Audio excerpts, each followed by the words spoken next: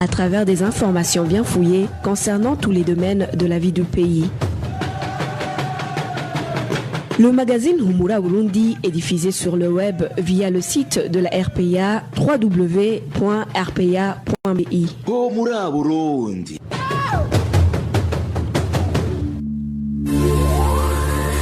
À la présentation, Janvier Ninina Hazgue. Bienvenue chers auditeurs au magazine Humura Burundi de ce lundi 20 avril 2020 et dont voici d'abord les titres. Incursion des militaires burundais sur le territoire de la République démocratique du Congo il y a une semaine. Des militaires accueillis par un groupe rebelle congolais dit Gumino.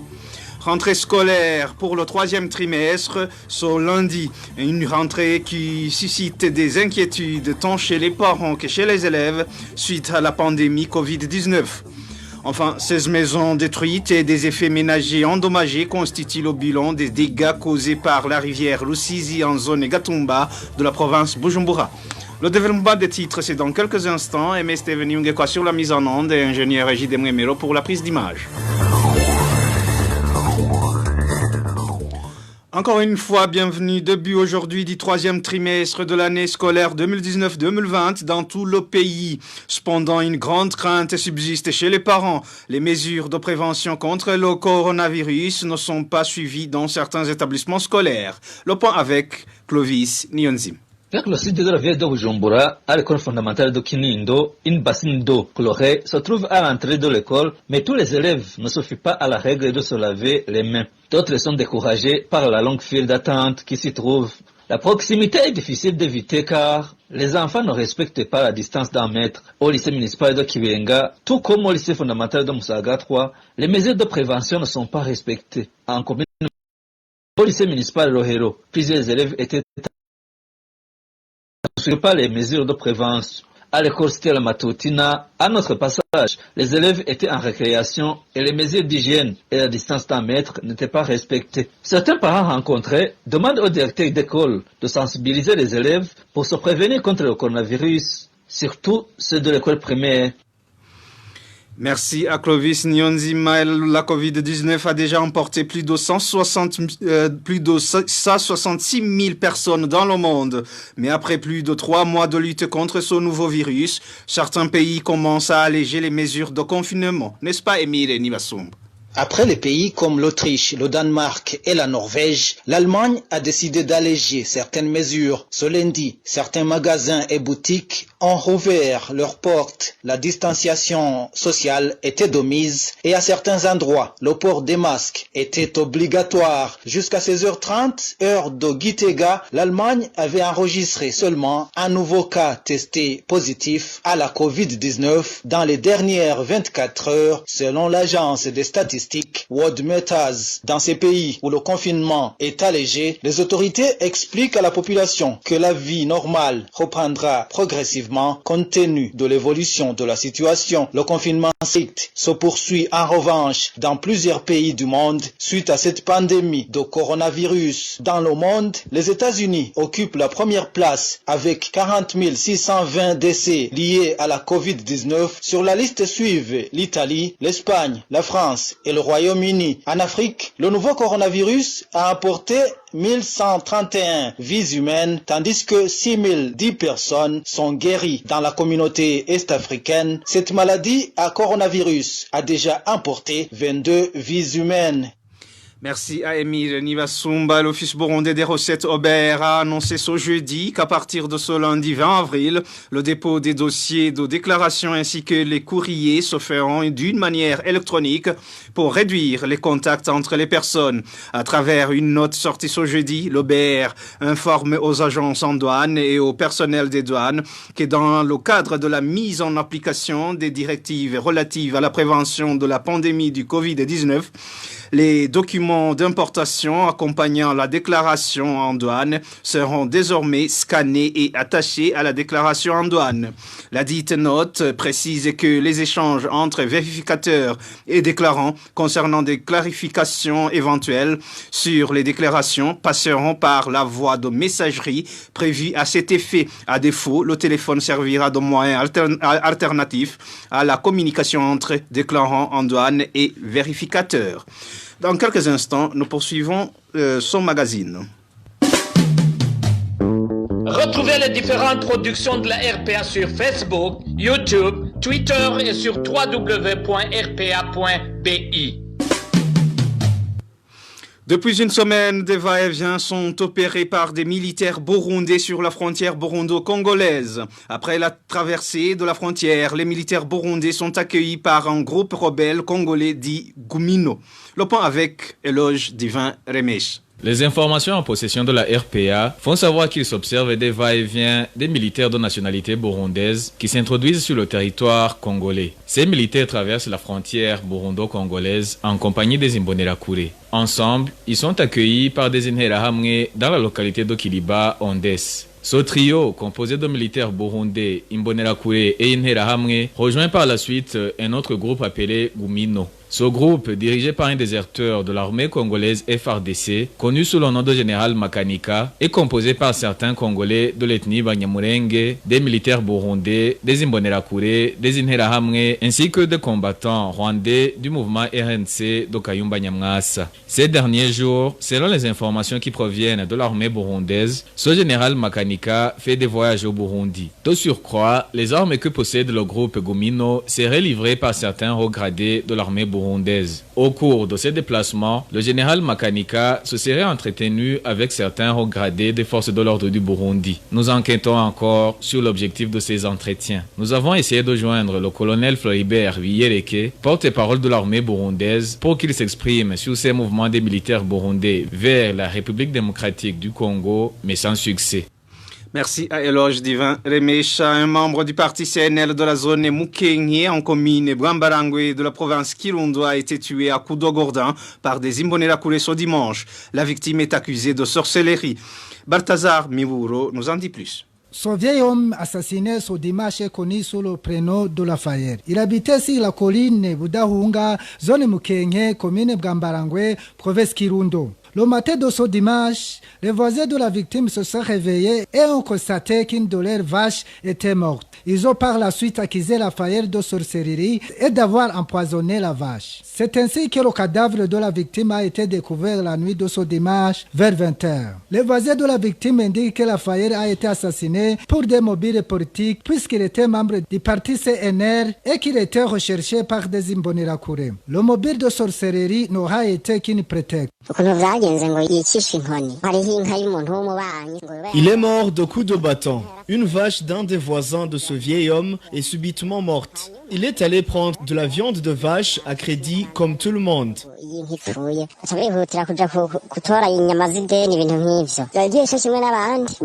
Raphaël était soupçonné de sorcellerie, mais ce qui est vrai est qu'il était membre du CNL. Il était parmi les rares personnes qui osent s'afficher à la permanence du parti CNL à Bwambarangwe.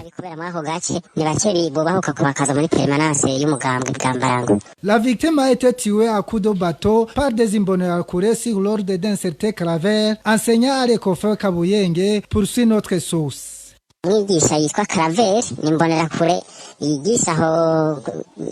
Un enseignant de l'Ecofo Kabuyenge, en même temps Imbonerakure, du nom de Claver, est celui qui menace les membres du parti CNL. Cet enseignant, ainsi qu'un certain Vakana, également Imbonerakure, ont donné l'ordre d'arrêter la victime.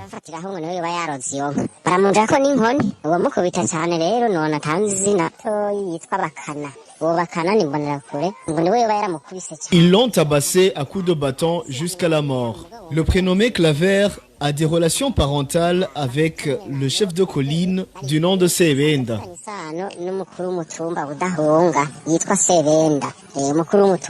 La rédaction de la RPA a essayé de contacter par téléphone Sebenda, chef de la colline Budahunga, ainsi que Vincent Barumbanze, commissaire communal de la police à Bwambarangwe, mais sans succès. De son côté, Febroni Nyongabiye, administrateur de la commune Bwambarangwe, après une courte présentation, il nous a accroché au nez.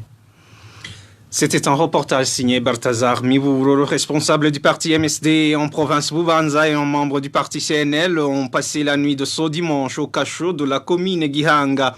Les deux ont été arrêtés le soir de ce dimanche par le commissaire de police de la commune Gihanga.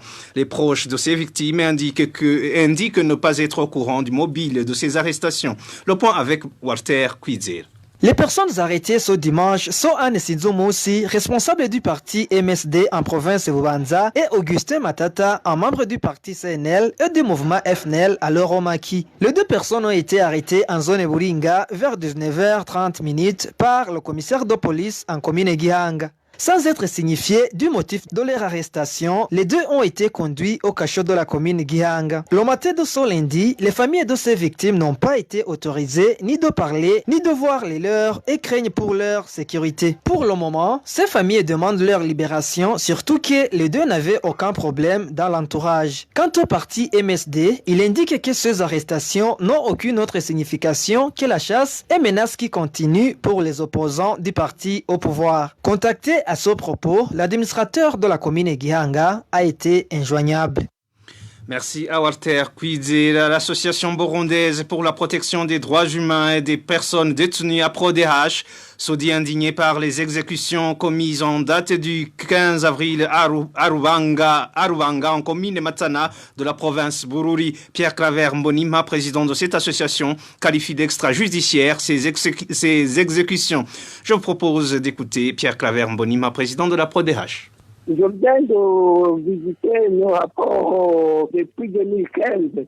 Je viens de constater qu'au moins chaque mois, au moins 30 personnes ont été tuées. Comptez depuis 2005 jusqu'à aujourd'hui, 30 personnes par mois, combien de personnes ont été tuées? Moi, j'ai regardé, écoutez, je ne peux pas monter devant cette situation. Nous sommes en train de combattre le coronavirus. Au Burundi, on dit que le coronavirus n'est pas que c'est le bon Dieu qui va tout faire. Moi, je comprends, le coronavirus était déjà là. Parce que le coronavirus, c'est quelque chose qui tue beaucoup de personnes. Alors, au Burundi, on a tué et on continue de tuer beaucoup de personnes. Comment vous dites qu'il faut combattre le coronavirus alors que le grand coronavirus est déjà là? Nous avons demandé à la justice burundaise de faire le possible et de traduire en justice les commanditaires de ces assassinats.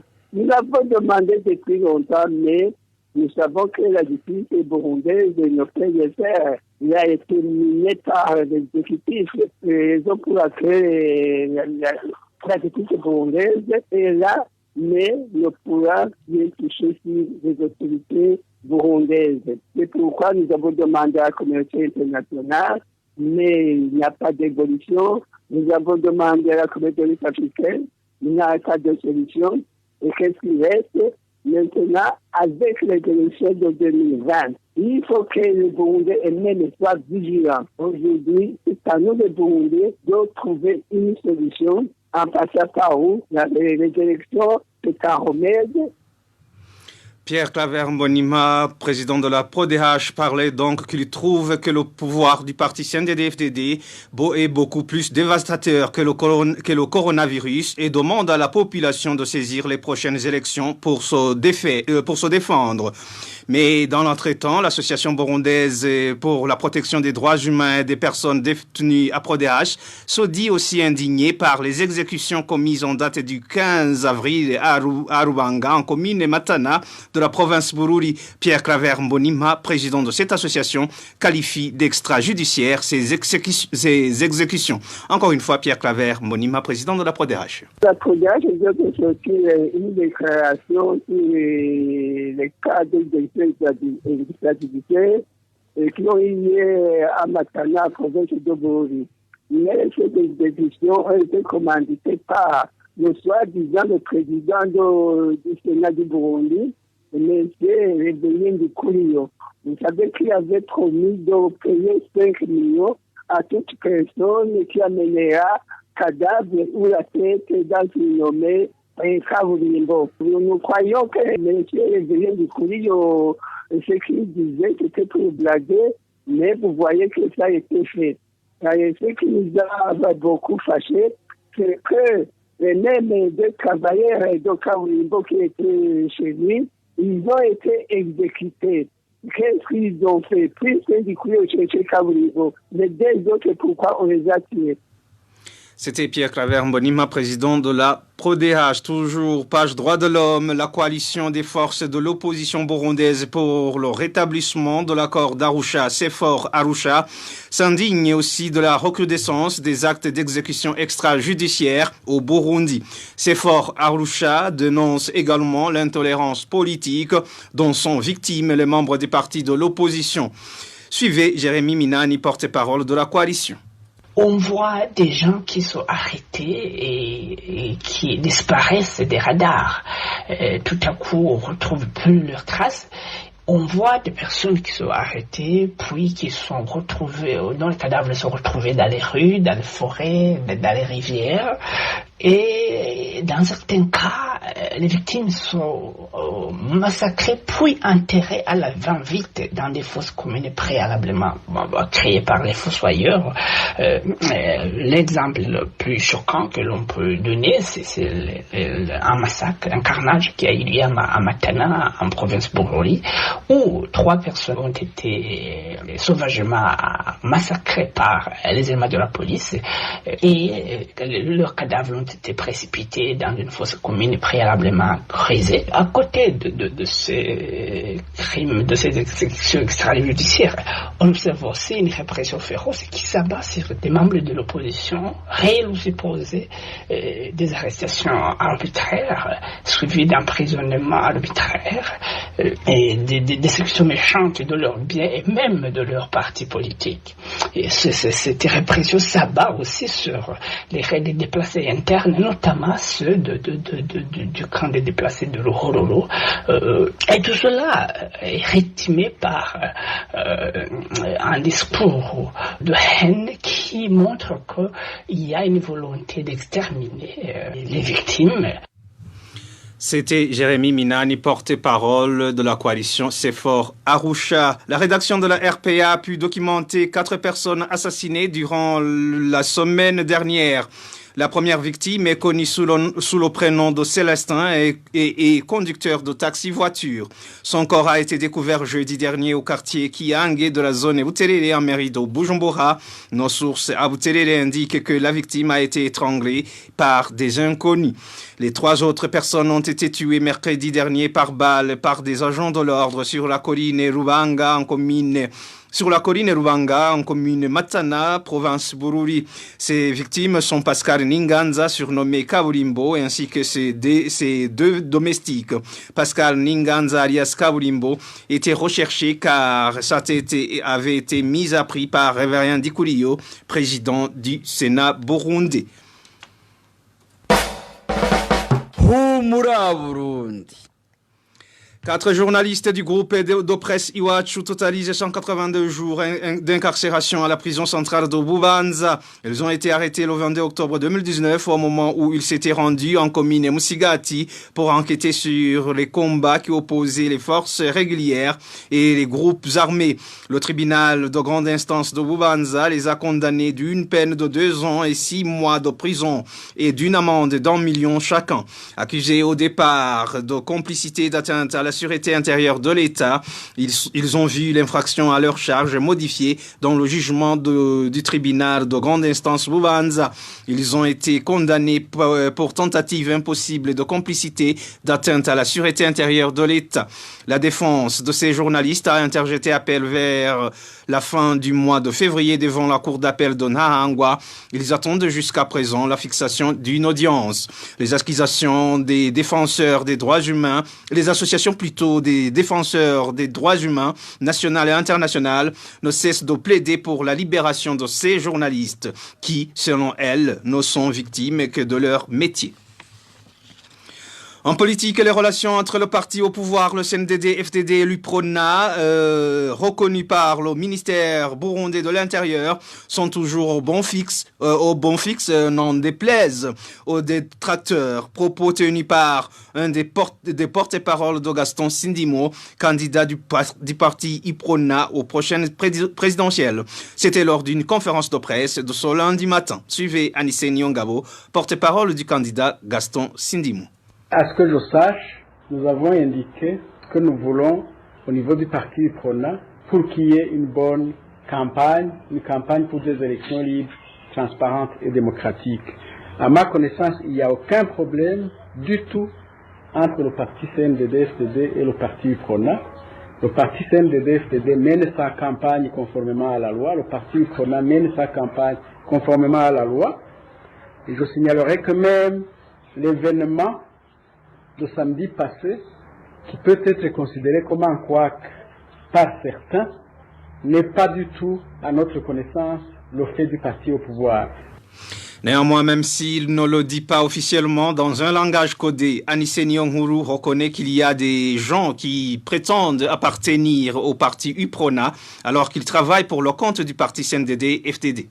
Dans toute organisation politique ou autre, il est normal que des gens ne soient pas contents de l'action de l'une ou de l'autre autorité, ou que des gens ne soient pas en accord avec l'une ou l'autre autorité de cette organisation-là. C'est normal, nous sommes des humains.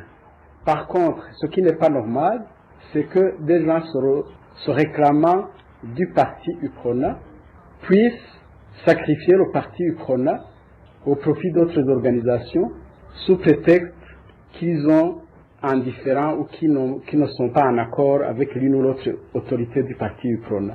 Un UPRONiste doit mettre en avant le parti parce que ce qui a été fait n'est pas un préjudice à l'encontre de telle ou de telle autre autorité, c'est peut-être un préjudice à l'encontre du parti UPRONA.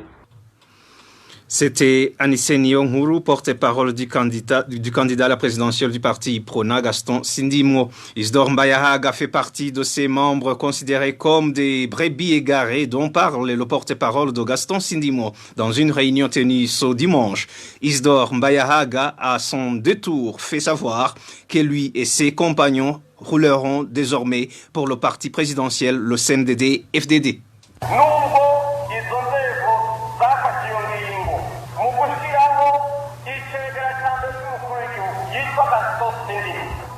Même si ces autorités ont désigné Gaston Sindimo comme candidat au présidentiel, je peux vous certifier que nous sommes contre cette décision et ne le reconnaissons pas comme notre candidat.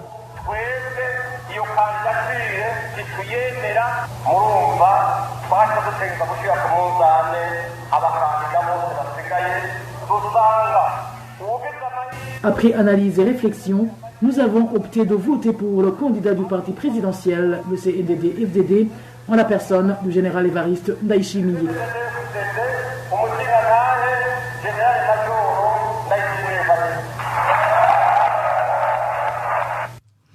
Isidore Mbayahaga, c'était Isidore Mbayahaga qui a été repris en français par Josiane Mouzanedz.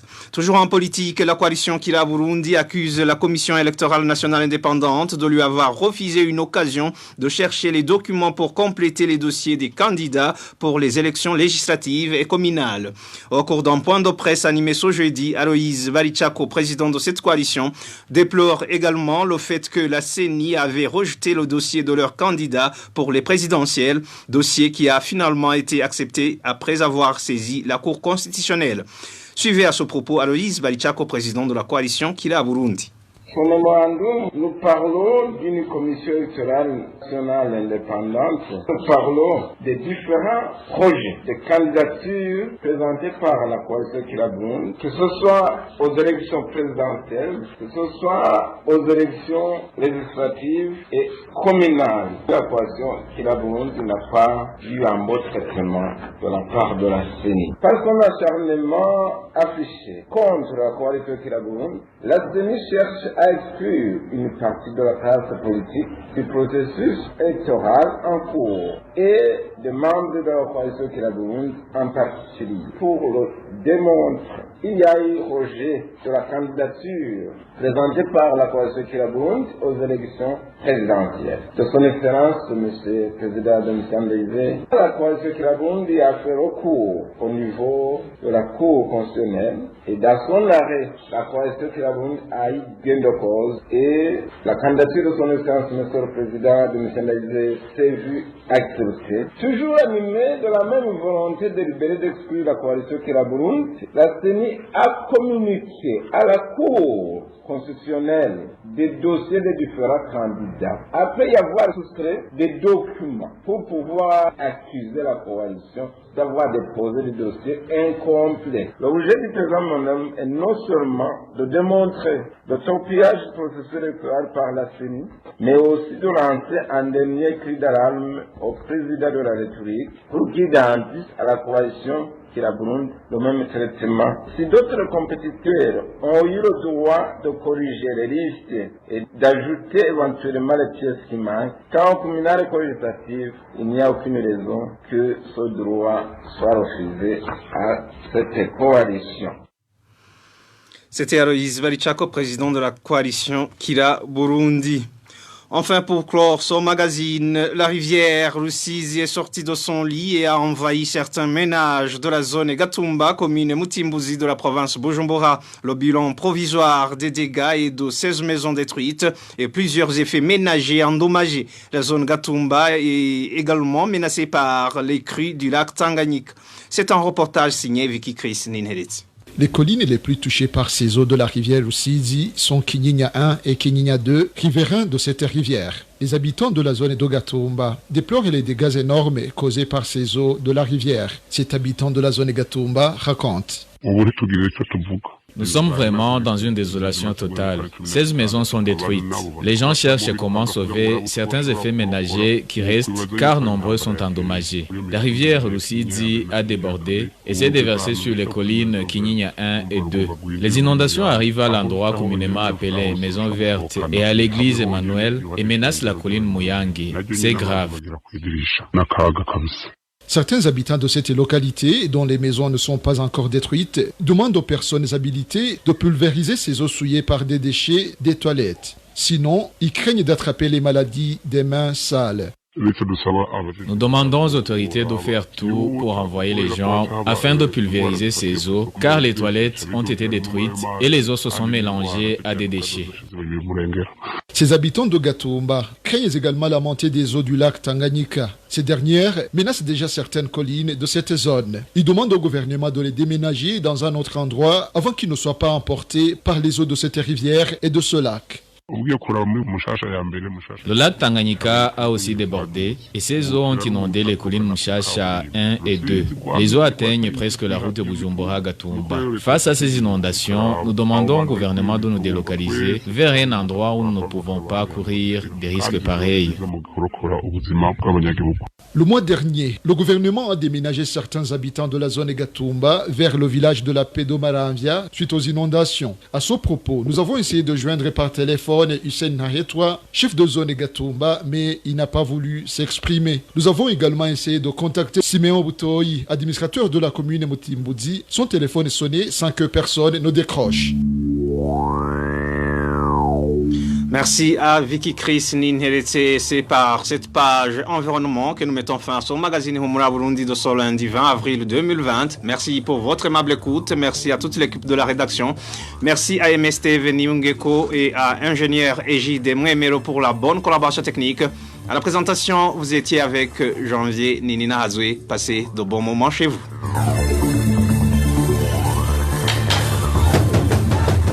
C'était le magazine Humura Burundi. Un magazine campant pour relier les Burundais en exil et ceux toujours au pays à travers une information de qualité.